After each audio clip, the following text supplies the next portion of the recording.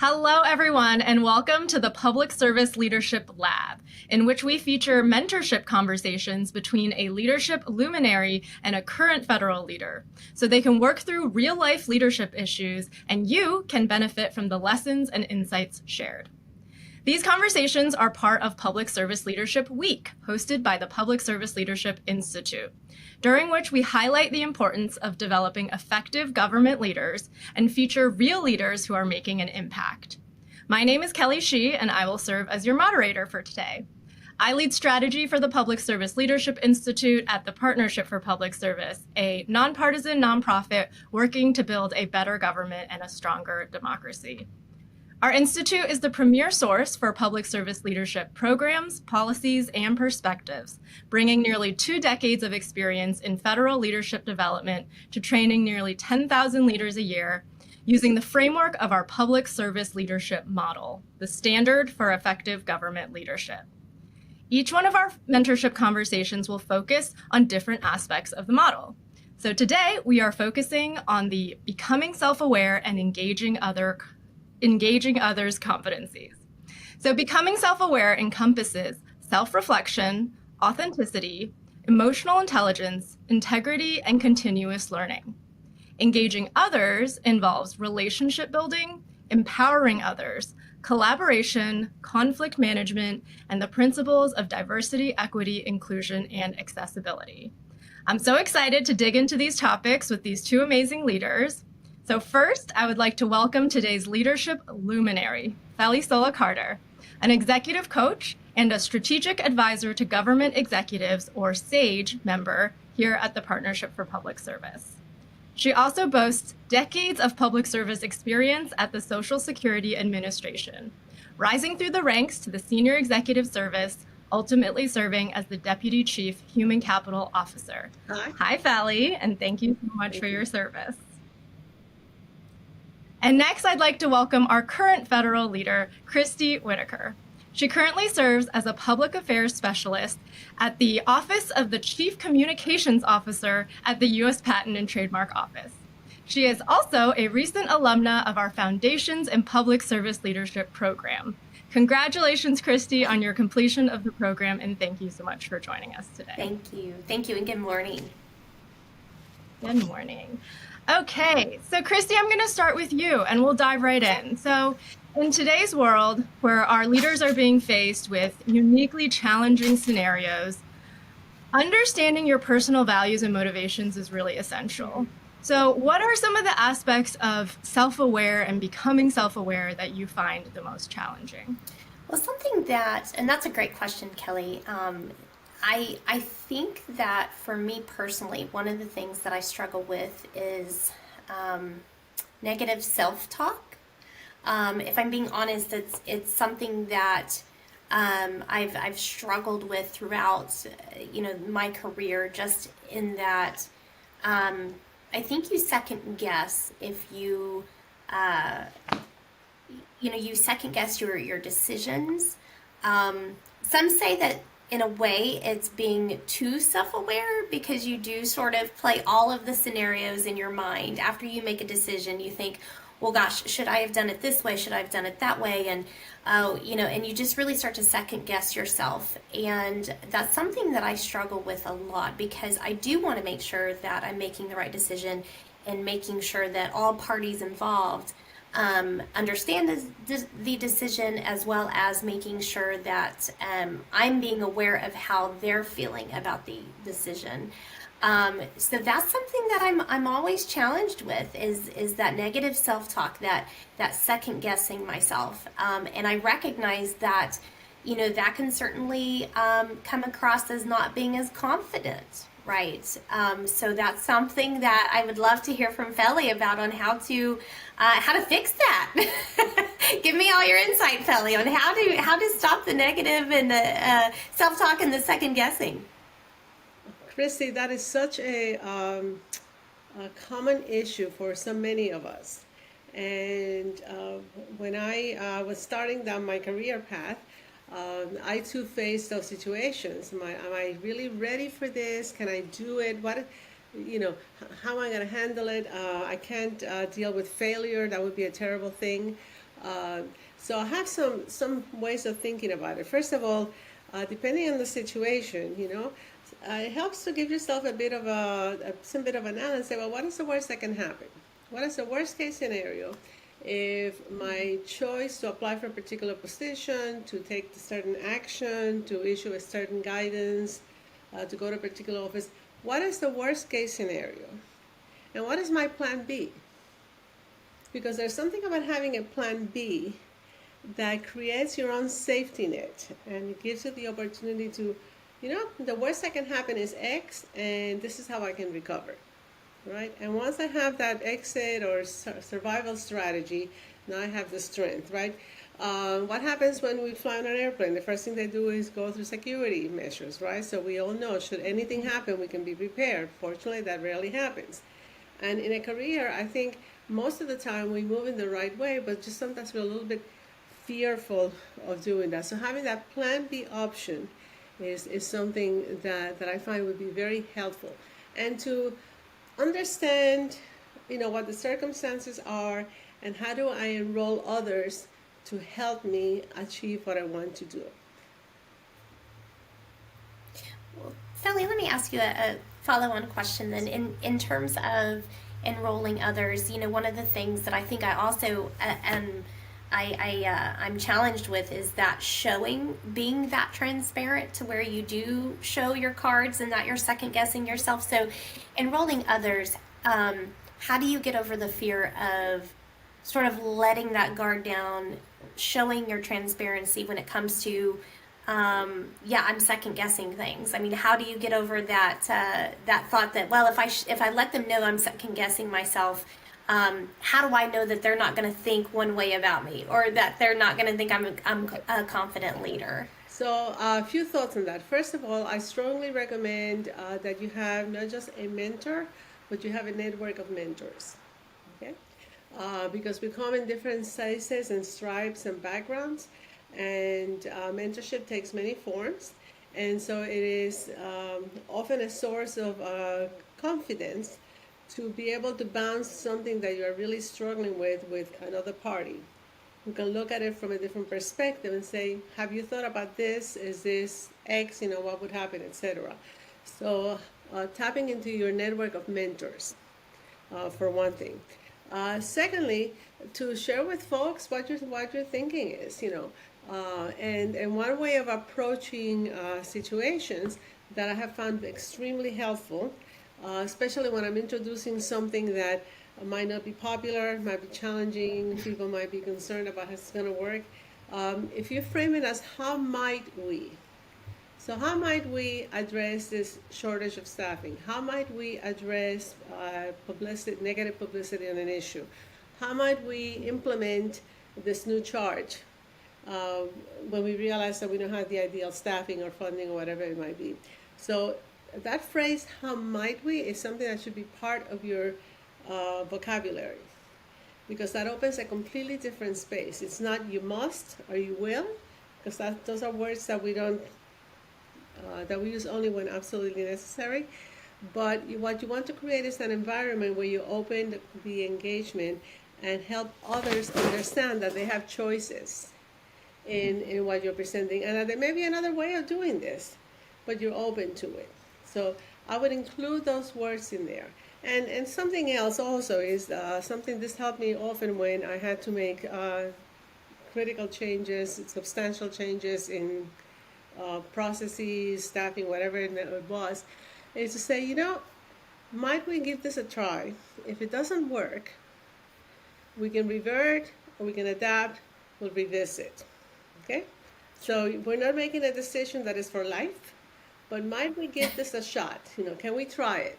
Sure. Let's see. Sure. Right? So you create your own space where people, and you give people the trust and the confidence and the security to test something. All right? Not everyone is an early one to raise their hands and says, me. Usually people are a little bit more cautious, but if they realize that there's a safety net and a willingness to try and adapt, and that I have found that to be extremely helpful in introducing new ways of doing things, changes, challenges. Sure. Sure. Yeah, I agree. I think that one of the things that I think does go a long way is showing transparency and Yes. just saying to your team, I want to get this right. We want to get this right. We don't help us get this right. So, and it's always been very effective when you do loop in others. It's just the internal, once I can Yes. I can, and then you second guess yourself. But no, that's extremely helpful. So, I love what you said about the mentorship because that extremely is helpful. When you have that third party that doesn't necessarily have skin in the game, if you will, they can take a step back and they can identify and they can help you work through those when they're sort of looking on the outside in.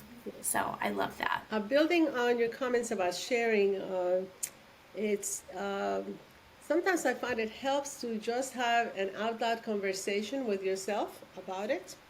If you're not sure about how you're going to present a topic or an issue, just literally express it. All right? That's one way of sharing, of opening up, of releasing unexpressed feelings. The unexpressed emotions are very dangerous. You never know where they're going to pop up. So you want to just get them out. And some people find it useful to simply jot it down, because the instant you write it down, it's off the front part of your mind. And, Yeah. it's like that obstacle is out, and now you have a clearer path because you had to account for that thought. So whether you do it Right. by expressing it in writing or verbally, but just a mere act of walking through out loud what this conversation is going to be like. And what am I thinking that I want to put on a memo or a note or whatever it is? That's another way of helping you clarify what you are conveying and making sure that you are touching on the points that will matter to the audience that you're addressing, whether it's one individual or a crowd of hundreds. Christy, I love the question that you brought up, and I think it's something that resonates with a lot of people, certainly with me, around sort of confidence and self-talk and those things. And one thing I'm hearing from this that relates to one of our competencies around authenticity, and Feli, I would love your thoughts on this, is that balance and walking that line between vulnerability and then projecting confidence. And so I think we talk about in a lot of our leadership programs that it's important for leaders to be vulnerable. It's like a way to connect with people. And sometimes, it's really important to say, I've made a mistake, or I wasn't so sure of myself going into that, or I'm not really sure if I handled that the right way. But then at the same time, especially as we come up in our career, you also want to look credible and competent and all of those things. And so I wonder if you have any reflections, Feli, on either some times that you might have felt that tension or what advice you might have for people in Well, that I've had any situation. number of opportunities to test that, and generally successfully. But because I've both the geographic locations where I have worked and in some of the some very challenging neighborhoods in the New York City area where I was coming up as a field management, and in other roles, regional headquarters, national, etc. I think part of it comes from, first of all, establishing relationships with the people that you're engaging with, so you can begin to build some trust that you're somebody that they can genuinely take a chance on, or come with them. So what I advise folks who are first coming into leadership positions is to make sure as soon as possible to connect individually with their staffs to the degree that they can. Sometimes we're co-located and the walkthrough is a really easy thing to do. Sometimes we're virtual or all virtual, but you can still do it. We still engage as we are this morning, right? And getting to know who that person is. Not just what title they have, not just what grade they are, not just what degrees they have, but a little bit about them. Because people are more likely to trust you and to give you the benefit of the doubt if they know that you genuinely care about who they are. Okay? I don't care what your title is. I care about who you are and what matters to you. Yeah? So if you are embarking in a new role, particularly in a supervisory role or executive leadership role, as soon as possible, you want to have the opportunity to communicate with your team and to get to know folks where they are. A sense of what matters to them and what they will. Because you learn a great deal from folks when you simply say to them, tell me about yourself. That's my opening question when I meet someone new. Tell me about yourself. Okay? And so I get to assess, do you find yourself by your job title? Do you define yourself by being a successful community leader? Do you define yourself by your years of service with this agency? You care so deeply about the program? Or do you define yourself by something that has absolutely nothing to do with our workspace, but it's a talent that you bring? And that opens up another conversation, right? So this idea of getting to learning your employees and your peers and your leaders. This works up and down the line, right? So one of the essential topics is understanding and knowing who works with you, for you, and who you report to, and what matters to them. Because that will give you a great deal of insight in terms of who might be more of a risk taker, who might have an issue, who has talent that has not been tapped into because no one thought to ask them in that way. You'd be amazed at the range of talent that people have that they have not thought it appropriate, hadn't had the opportunity to share and tap into because no one ever asked. Nobody took the time. And that's an excellent way of creating relationships. So finding a way quickly, especially if you're new in a role, to connect with folks. Even if you're not new in the role, to say, it's been a while since we've connected. I'm going to check in. Let's have, what's on your mind? How are we doing? What might we do differently? What do you wish you were doing? What do you wish you weren't doing? And so you get a lot of insight. If you're physically located with the person, it's useful to take a walkabout and literally see what their space and circumstances are, because that will tell you something about what interests them, what matters to them, or whether they're assigned to the dumpiest cubicle in the universe and how did this poor person end up there, right? Or are they sitting in some lovely space with great big windows and whatever they love? If they're in the home setting, are they struggling with childcare while they're trying to get their work done? So there's just no end to the possibilities of what you can learn. And your goal as a leader is to do as much as possible to learn your staff and your peers. Okay? I agree. And I think just to add on, learning what their love language is in terms of the professional space, what motivates them, what is their communication style. We oftentimes think that everyone, I'll use communications as an example. A lot of folks think that if you're in communications, you're automatically an extrovert, and that's not always the case. I mean, we have a lot of folks that are introverts and that don't necessarily want to be in the spotlight or in front of the scenes. They prefer to be behind the scenes. So it's good to find out, where folks are, how they communicate, what their praise level is. Do they want to be praised publicly? Do they want to be praised behind the scenes? Do they prefer instant gratification, or do they prefer, so it's I love what you're saying, Feli, and just truly learning who you're working with, whether it's folks you're leading or your peers or even managing upward. Yeah. Absolutely. I think you hit it on the nose. That's a perfect way of framing this. I also think it's a matter of people realizing that you actually care about them, because it's that old line about I don't care how much you know until I know how much you care. And that is something that sometimes I find aspiring leaders do not, or sometimes even people in leadership positions. Because there's one thing, there's being a leader and there's being an occupant of a leadership position. Such a great point. And there is a difference. Right? Yes. And simply because you have the title doesn't mean that you are engaging in that fashion. So these are small steps to help you establish yourself as an actual leader and one who cares. And the cost, the investment is minimal, the payoff is huge.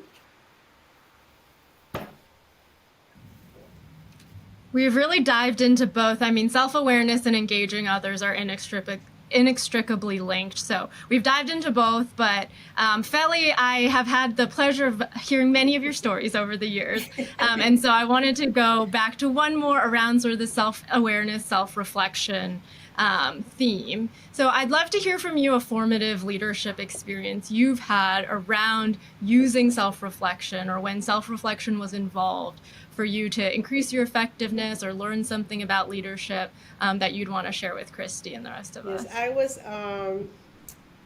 a manager of an office in northern New Jersey at a time when the economy was very strong in the private sector. Public sector entities were not being funded to the same degree. And it so happens that geographically, our area had the highest, the booming economy. And so it was very difficult to hire, to attract staff and so on. And we were a little short on staffing. And I was the office manager with a team of, maybe 35, 40 people. And one of we had such crowds coming in through our front door. We didn't have the same degree of automation we have now. One of the things that I was really good at doing, it was way below my pay grade technically, but I could do it, was helping move out the people who were coming through the door, sort them out, who needs to see who, whatever. And I realized one day that I was spending a disproportionate amount of time putting out those fires, because while I was putting out that immediate fire, I had neglected the more significant volcano that was about to erupt, because there were opportunities for attracting new hires and making decisions on lobbying my leadership for that I had neglected to act on. And thereby, for the grace of God, right thing, I was realizing it one day that I was doing what was superficially very effective, very quick, but the really hard work, that there were things that only I could do as the office leader. And those things were not getting done. I lost sight of the strategic decisions I needed to make, the strategic connections and relationships I needed to establish, the research and all that had to be done to make the case, to get the resources so that I would not be the one out doing things that someone else was better equipped to do. And so realizing that when you get into the role, being able to step back and understand what are the key elements that you as the leader, whether it's a team of 10 or an organization of 40,000, what falls under your responsibility, under your charge, that is really not something that can easily be delegated or that somebody else will be doing. So what is the cost of not doing what you absolutely have to do? What does that cost the organization? In the moment, doing something else might give you a quick outcome, quick response, but in the long term, it shortchanges the organization. Mm-hmm. And I that was a painful lesson to learn. One of the things that happened is I ended up picking up a couple of folks for staff that were available, because we were desperate for bodies, basically. And one of them turned out to be a very poor decision hire. And, we had to terminate that employment in due course. And it was really a lost opportunity, but boy, did I learn a lot from that. So understanding what is appropriately what I need to be focusing on, so that I may properly support others to do what they need to do. And with any luck, we learned those lessons early on in our career path, where the consequences are not as of the same level as area, regional, national decisions. Well, if I may, Kelly, if I can just comment on that, because it sounds like, Feli, this resonates with me, because it sounds like you're very much of a go-getter, and you will get things done, and I also am that way. And what I've learned is, as a leader, there are times where you do have to take a step back instead of just doing everything just to get it done. Which sometimes seems like the easiest route to go, right? It would take less time if you just took care of everything. But in doing that, you're not supporting and you're not enabling your folks to take on those roles and the responsibilities and help them in growing in their role. So that's been something that has been pretty eye-opening for me, is stepping back and And it's not that I didn't trust anyone or anything like that. It's just sometimes I think there's this part where you're afraid to burden others, or you don't want to give them too much, or you want to be conscious of their bandwidth, but then also you think, well, maybe I can just knock it out a lot quicker, right? I'm just going to do it myself. But that is something that, as a leader, you do have to step back and you think, okay, I need to let them be able to take this on.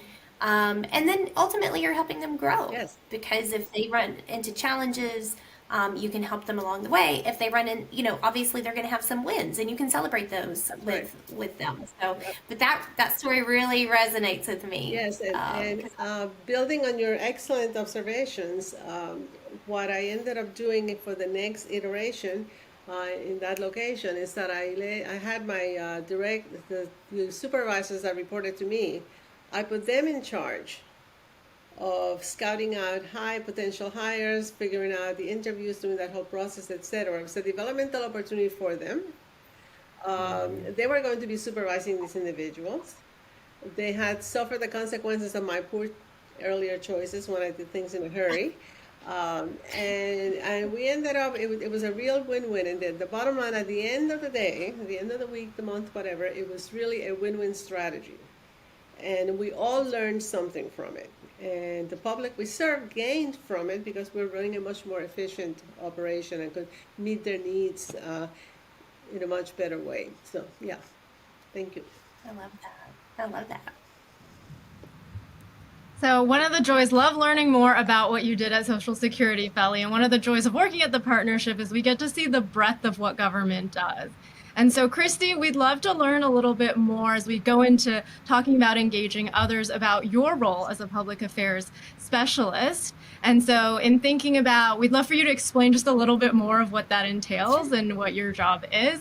And in that, what are some of the different stakeholders that you need to engage in your role as a public affairs specialist? Sure. And as you do that, are there any competencies or leadership skills that have come up that are things you want to develop more in that area? Sure. Well, thanks, Kelly. Well, as a public affairs specialist, I am on the press team for our agency. And just to sort of provide some additional context, our agency is about 13,000 employees. A little more than that, actually. So we're a very large agency, one of the largest federal agencies at the Patent and Trademark Office. And so we do have a small but mighty press team. And so it is truly our responsibility to make sure that we are upholding the reputation of the agency. A lot of what that entails is responding to media inquiries, also proactively telling the story, the success stories of our inventors and our entrepreneurs. And so I feel that I have a very unique position in that in communications, we sort of get to touch every project that happens throughout the agency, and we get to really be supporting the voice and supporting the face of the agency and making sure that the public understands what it is we're here to do, what our mission is, and how we can support those inventors and entrepreneurs. I will say that in terms of stakeholders, being on the press team, that is generally my biggest stakeholder market is the media. And so one of the things that as a press team member or working with the media is building those relationships, and they are so vital. You have to make sure that you have open communication with members of the media.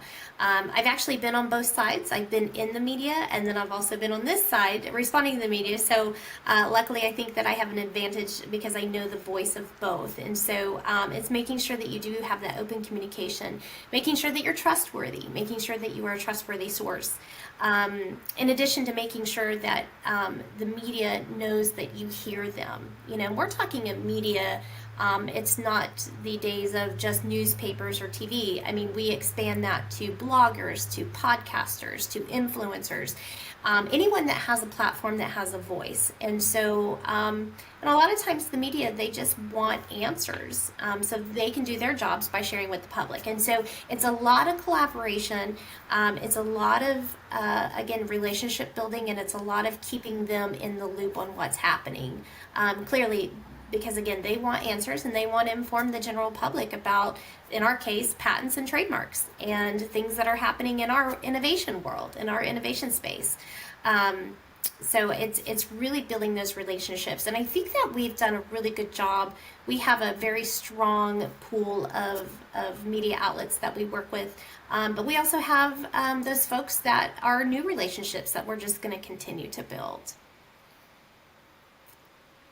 Christy, I would argue that your relationship building skills with media are invaluable assets for leadership positions in any organization.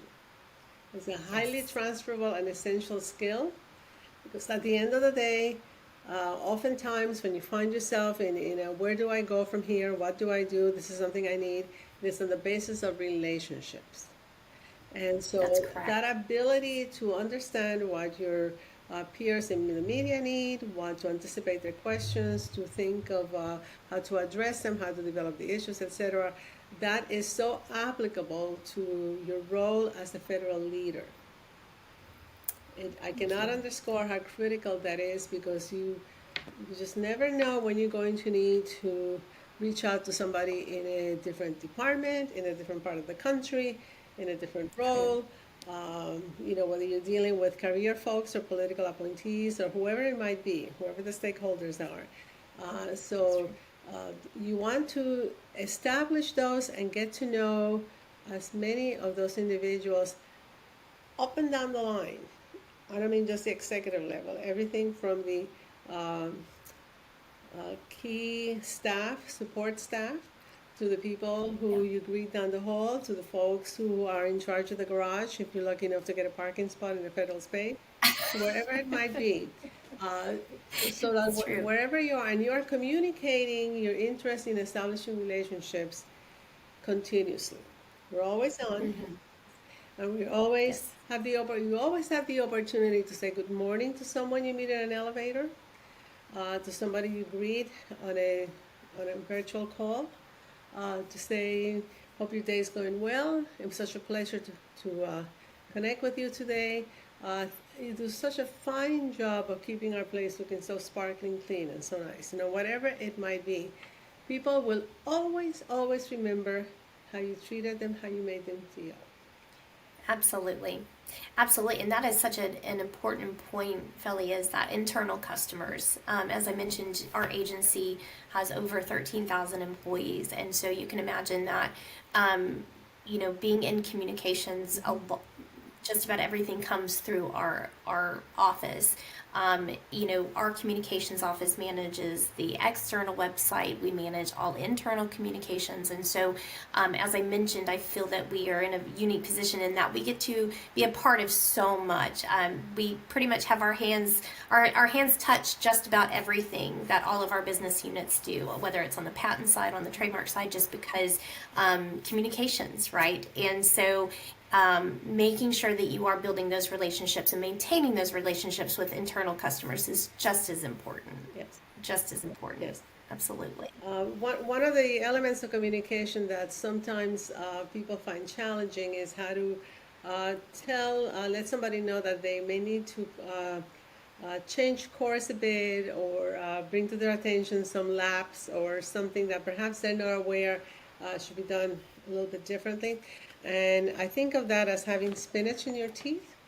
When we have spinach in our teeth, people sometimes are afraid to tell us. They're reluctant. It's awkward for them to tell us. But if you don't tell me that I have spinach in my teeth, I'm going to proceed making a fool of myself as I engage others and so on. So I'm so appreciative of the folks who tell me that. And so when there's an issue, I really believe in that. And that reminds me of the approach of Kim Scott, who wrote and has a TED Talk on radical candor. because it's a wonderful approach to addressing circumstances where it may be awkward to give feedback, but it's essential to know it. You know, what I'm not It's aware of, I cannot act on.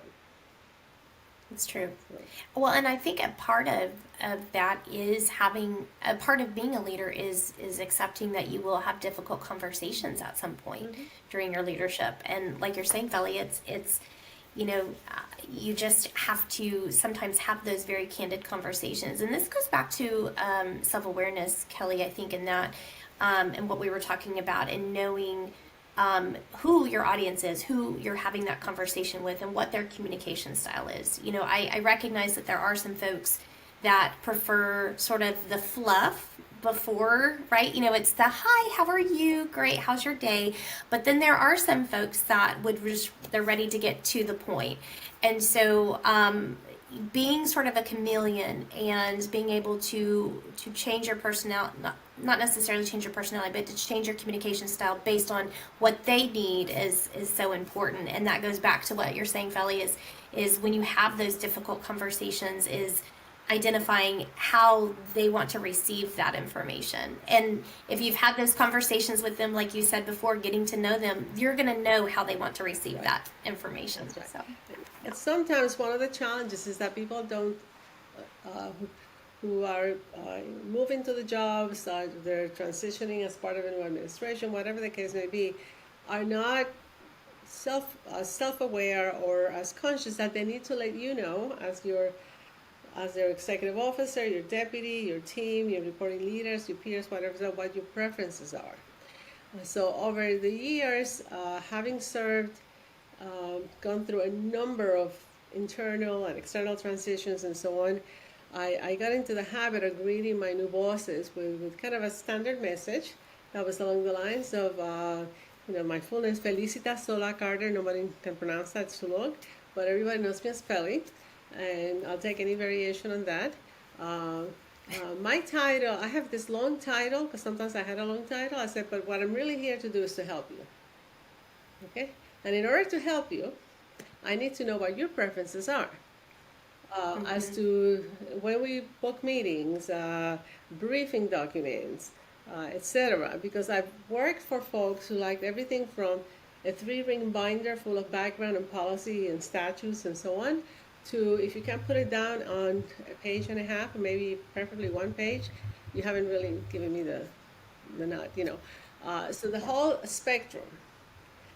And people who really love to have meetings first thing in the morning, and people who can't stand to be in the door before 9. So I'll give you all the time you need if you're willing to meet with me at 5, 5:30, or even 6.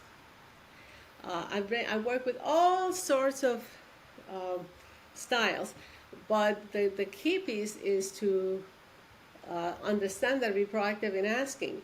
And I even once told one of my senior leaders, very senior in the organization, who wanted to try something quite radically different. I said, I raised some things for him to think about, and finally I said, I'm not trying to shoot down your idea. My interest is that if you decide to jump off a cliff, my role is to, first of all, I will help you. I might even jump with you, but I want to make sure we have parachutes that will open. And in case they don't, I want to make sure we have a rescue squad and protection so we don't bang ourselves against the rocks and perish, So depending on the nature of what you're trying to do, it falls to that extreme, or it falls to simply, let's make sure this goes as smoothly as possible. So it's establishing that relationship so that they understand that you're not just a naysayer, but there are some points that they need to consider. And sometimes bringing a little humor into it might help. sure. Absolutely. Christy, we got a chance to connect before this conversation. I remember you saying something about being interested in continuing to grow as a people manager. And I wanted to follow up on that and just ask around, are there certain things that you would want to strengthen as you think about that, or certain things you would want to develop. It's something that I think a lot of people are really interested in. And also, people are the biggest variable. We've talked about just like the diversity of different people you'll interact with and the different people you'll manage. So I would love to hear more about that. And if you have any questions around that for Feli. Sure, yeah. I think that it goes back to what we talked about earlier, in that just making sure that I am confident in the decisions that I'm making. One of the things that I'm very aware of is how folks are receiving the information. In fact, if you don't mind, I'll share just a scenario that happened, a situation that happened. I was presenting, and some of the information I was presenting was not well received by one particular person during the call. And so she wasn't verbally showing any kind of dissatisfaction, but you could tell by her body language, and it was pretty evident. It was the eye rolling and crossing of the arms, and the information I was giving wasn't necessarily bad, but it was just policy related. So I did take a pause, because I recognized that this person was just truly not happy with the information I was giving. And I thought, well, maybe it's the way I'm delivering the information. And again, going back to self-awareness. And so, and that's, I made sure that I wasn't coming across any kind of way other than, professional and normal. I did explain the why. I think that's really important, is explaining why things are the way that they are, and that it's not a personal preference. This is something that's policy related, and this is just, what we have to abide by. Also recognizing that maybe she wanted to make sure that I heard her, even though she wasn't verbally saying anything. I wanted to acknowledge that I see that you're not necessarily happy with what I'm telling you. So I did pause, and I did ask if there were any concerns or any questions. This person chose not to share any concerns or questions, which is completely fine. But after the call ended, I felt, some kind of strange way. I thought something just felt off.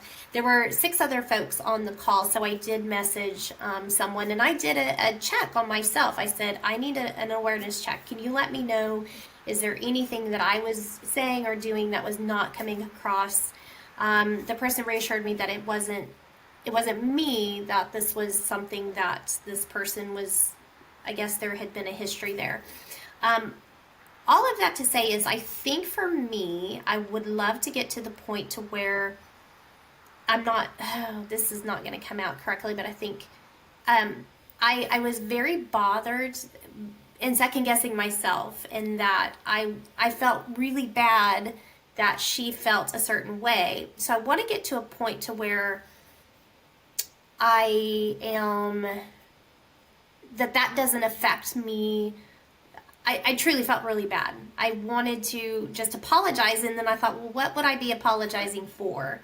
So I want to get to the point to where I'm not necessarily second guessing anything that I'm doing. I don't know. It's a very fine line, though, like you said earlier, Kelly. I think it's a fine line where, it's good to have that self-awareness, obviously, but at some point you do have to say, okay, I've made sure that I'm okay in terms of my self-awareness. It wasn't anything that I did incorrectly, but how do you stop feeling bad, I guess, that's a really long way. I told you I'm a communicator, so I over-communicate. That's a very long way of asking a simple question, but let me know if you have questions or if I didn't make sense on any of that. Listening to you, I had a flashback to a number of circumstances I've been in when I've delivering a message, conveying it on behalf of the administration or the leadership, whatever it might be, to an audience that is not universally clapping their hands and saying, yes, this is just what we wanted to hear. This happens. It's a normal thing. You cannot control how people are going to react. But something you might do for future instances, and even after this particular instance, sometimes you want to reach out in advance to 1 or 2 folks who are going to be part of that audience, who, if you know up front that that person may be particularly unhappy about the outcome of the conversation or the issues that are being raised, sometimes one technique is to let them know ahead of time. I said, I'm going to be discussing X, Y, and Z and sharing it. I know this is a particularly important issue for you, or you have a particular perspective. So as a courtesy, I'm letting you know that this is, will be about that if there's anything you want to add. Or after the call, just reach back and said, I couldn't help but notice you seemed somewhat, you were a bit distraught as I shared the information, and I don't want to put you in the spot, but after I said, might we circle back? Might you, back to that might you share your concerns? Might there be a data point that we're missing, or might there be a way in which we can assist in transition, assist your part of the universe in transitioning to that state, because it's difficult from just looking at the audience to understand what is the particular detail that is troubling this individual, and sometimes it cannot be helped. This happened to me very early in my career. It was very helpful. We had a change in how we process paperwork, and it went to computers. This is how long ago I had started to work, and the employee who took who complained a great deal about how others were doing such poor work, and who we thought would be the most satisfied that this is now being on a computer, so you couldn't make the same silly mistakes that people were making by hand. Well, she was totally distraught when this new process was implemented. And long story short, it turns out that this is somebody who defined herself as being the expert in the paper process. This meant the world to her. She did not want to be management, she did not want to do anything else, but she was the expert in that. And the minute we switched to an automated process, her basis for pride and what she thought she contributed disappeared.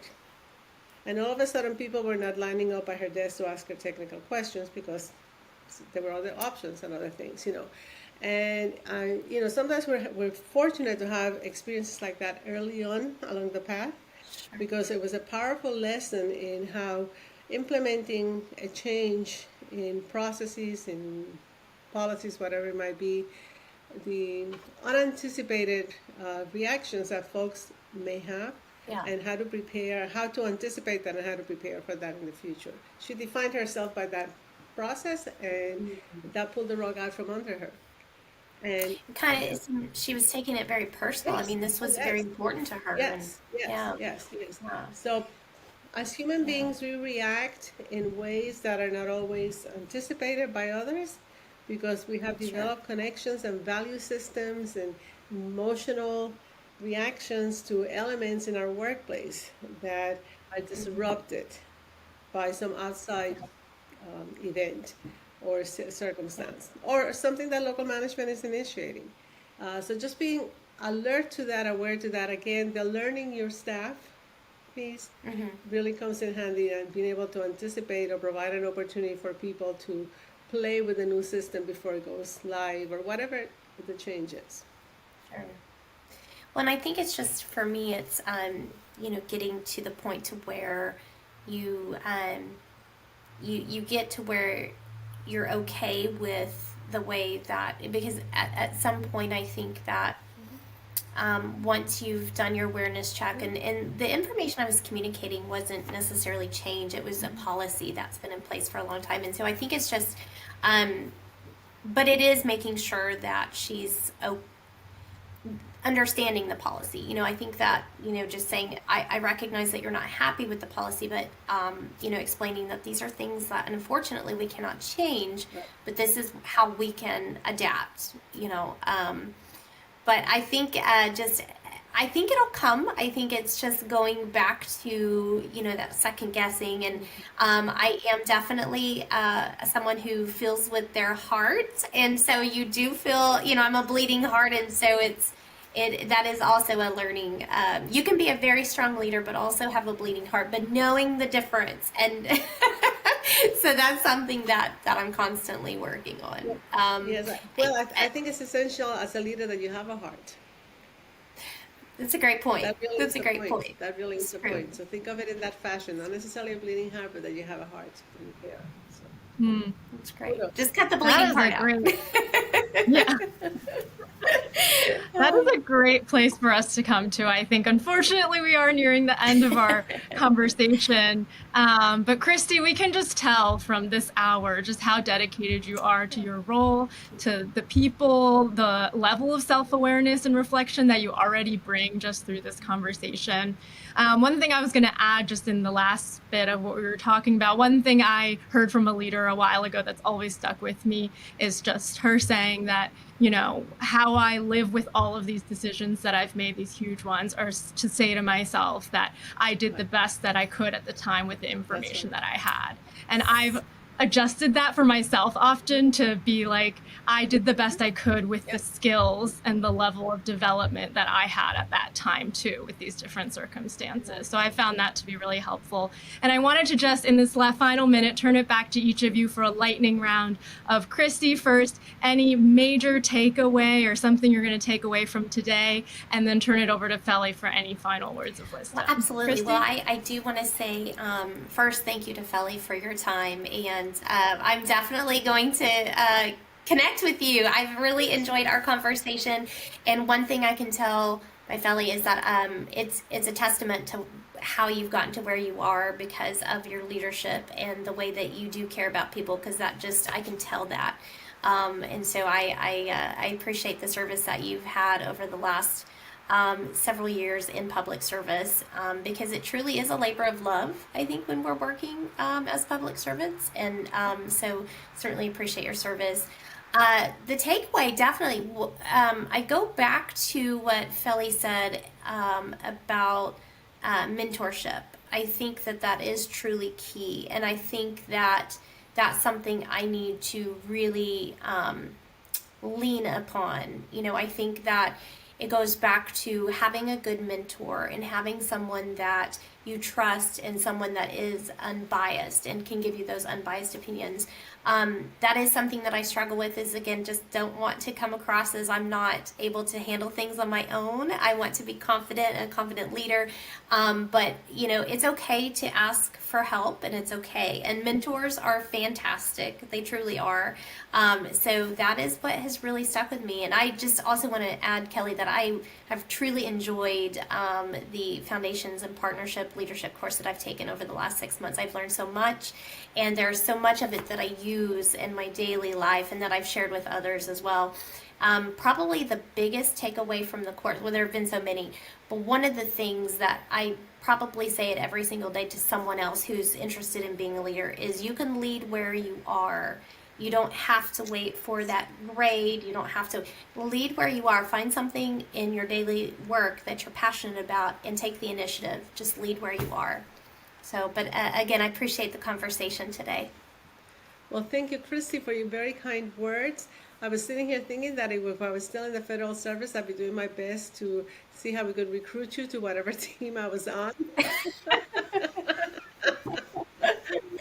Oh boy, let me tell you, you have star power.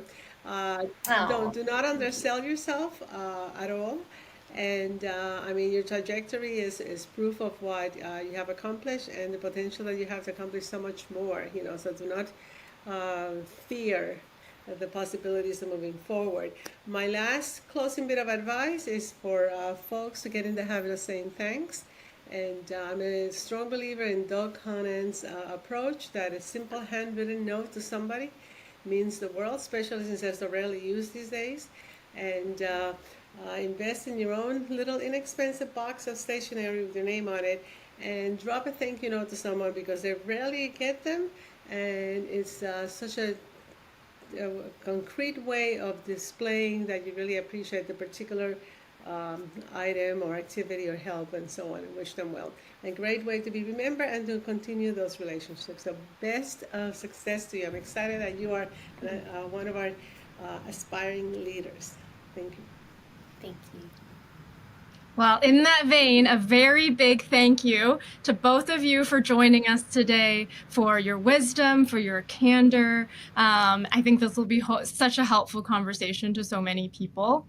And we want to make sure that if you haven't already, check out our conversation from yesterday and make sure to tune into our conversation for tomorrow, and check out our additional resources on the public service leadership model. We have case studies, reflection questions, videos, blogs, so much more to support you on your leadership journey at ourpublicservice.org. So again, thank you so much, Feli and Christy, for your time, your expertise. A huge thank you for your service. And thanks to everybody who joined us today.